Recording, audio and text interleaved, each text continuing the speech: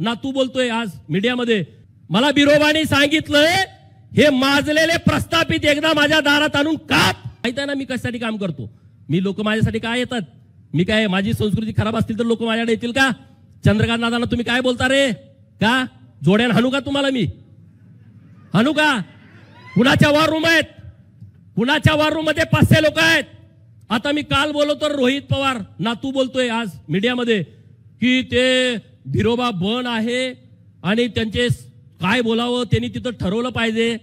अरे काटेवाडी गावामध्ये बिरोबाचं मंदिर आहे, काटेवाडी गाव हे शरद पवारांचं गाव, तिथं बिरोबाचं मंदिर आहे आणि ह्या नातवाला ते बिरोबाचं मंदिर आहे का भैरोबाचं मंदिर आहे हे माहित नाही। आणि मला बिरोबाने सांगितलंय हे माजलेले प्रस्थापित एकदा माझ्या दारात आणून काप। माजलेली बोकडा आम्ही बिरोबाला कापतो, तसे हे जातीयवादी मस्तवाल हे माझ्या समोर कापले पाहिजे। मग मी बिरोबाचं ऐकणार, मी तुमचं कसं काय ऐकणार? मी बिरोबाचंच ऐकणार ना। आणि त्यामुळे या सगळ्या ज्या गोष्टी आहेत अत्यंत महत्वाच्या गोष्टी आहेत। संस्कार आणि संस्कृती कुणी शिकवावी, जे हिंदू धर्माला मानतात। संस्कार आणि संस्कृतीवरती कुणी बोलावं, जे प्रभू रामचंद्राला मानतात। संस्कार आणि संस्कृतीवरती कुणी बोलावं, ज्यांना कुलदैवत आहे कुलदैवताला जातात, ज्यांना कुलदेवी आहे कुलदेवीला जातात। अरे तुमचे कसले संस्कार? तुम्ही एकादशीला मटण खाणार, तुम्ही चिकन खाऊन दगडूशेठला आरतीला जाणार, तुम्ही म्हणणार की आमच्या पांडुरंगाला मटण चालतंय, तुम्ही संकष्टीच्या दिवशी कोंबड्या कापून खाणार। असल्याला मला संस्कार आणि संस्कृती सांगायची गरज नाही। जे हिंदूंच्या विरोधामध्ये आहेत, जे हिंदूंच्या विरोधात भूमिका घेतात, त्यांच्या विरोधामध्ये आम्ही भूमिका घेणार। आणि त्यामुळं भाजपच्या कार्यकर्त्याला मला सांगायचं आहे, तुम्ही मला खूप पाठिंबा दिला या सगळ्या विषयामध्ये। चंद्रकांत दादांचा देवाभाऊंचा अधिकार आहे माझे कान पकडायचा, मी त्याविषयी काहीच नाही, त्यांना फुल अधिकार आहे। पण राष्ट्रवादीवाला जरा मला नुसता अरे तुरे बोलला तर मला अजिबात चालत नाही। त्यांनी माझ्या नेत्याने मला उठाभाषा काढायला लावू दे, अंगठ धरायला लावू दे, मी धरतो। माझे नेते आहेत, मी त्यांना मानतो, कारण ते माझ्या महाराष्ट्रासाठी काम करतायत, त्यांना तो अधिकार आहे।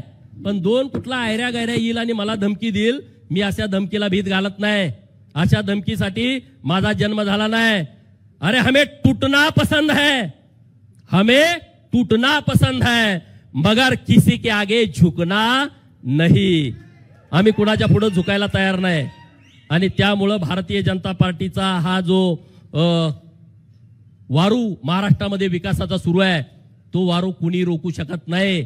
आणि म्हणून मी जास्त काही बोललेलो नाही। मी कालच सांगितलंय त्यांना, ज्यांनी कुणी माझा हातपाय तोडतो म्हणले त्यांनी आज प्रेस घ्यायची, आज काय प्रेस घेतल्या मला माहित नाही, उद्या घ्या परवा घ्या, मला कुठं वाळव्यात यायला सांगा, मला कुठं ईश्वरपूरला यायला सांगा, मी यायला तयार आहे ना। सदाभाऊनी मत व्यक्त केलं, काय व्यक्त केलं की कर्मवीर भाऊराव पाटलांचं का नाही स्मारक? दादा ही गंभीर बाब आहे, जैन समाजाचे आहेत म्हणून तुम्ही स्मारक केलं नाही का? अरे हजारो शाळा ज्यांनी या महाराष्ट्रामध्ये काढल्या, त्या कर्मवीर भाऊराव पाटलांचं साधं स्मारक नाही। दादा माझी विनंती आहे, कर्मवीर भाऊराव पाटलांचं स्मारक झालं पाहिजे, क्रांतिसिंह नाना पाटलांचं स्मारक झालं पाहिजे, लोकशाहीर अण्णाभाऊ साठेंचं स्मारक झालं पाहिजे। हे जे वाळव्याच्या मातीतून येतात ना, गदी माडगुळकर, व्यंकटेश माडगुळकर, इनामदार, हे किती मोठी माणसं होती ज्यांनी मराठी भाषा 7 समुद्रापलीकडे नेली, त्यांचं नाव नाही, त्यांचं गाव नाही। आणि एकदा ठरवा दादा, या आपल्या सरकारचं धोरण नेमका स्मारक कुणाचं बांधायचं, जो ते उठतोय। आता मी आमदार झालो, मी परत माझ्या बापास स्मारक बांधा, चालेल का? माझ्या बापाचं थडगं ठीक आहे की, बरोबर ना? नाही आता मी आमदार झालो, माझ्या बापाचं एक 10 कोटीचं स्मारक बांधा। अरे कसं काय बांधा, कुठनं बांध, तुझं तू बांध घे निकून, तू काय सरकारच्या पैशातनं बांधतो का? एकदा काहीतरी याचं ठरलं पाहिजे, या महाराष्ट्रामध्ये कुठल्या व्यक्तिमत्वाची स्मारकं बांधायची आणि किती बांधायची हे पण ठरलं पाहिजे ना। ज्यांचं काम आहे त्यांची स्मारकं बांधा, त्याबद्दल आमचं दुमतच नाही।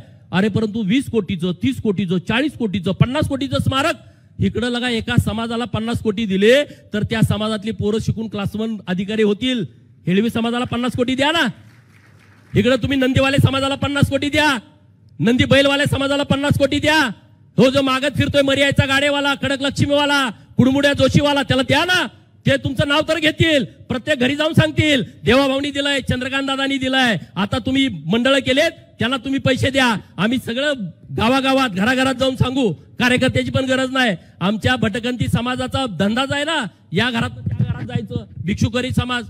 आम्ही जाता जाता सांगू ना, हे आम्हाला सरकारनं दिलेलं आहे. परंतु हे जे मोठे लोक आहेत, कारखान्यासाठी पैसे, सुतगिरणीसाठी पैसे सगळे घेतात, ते काही करत नाहीत. दादा तुमच्या एका इशाऱ्यानं अक्षरशः हगवान लागलेले आहे. कुठलाही एमडी डॉक्टर त्याच्यावरती इलाज करू शकत नाही.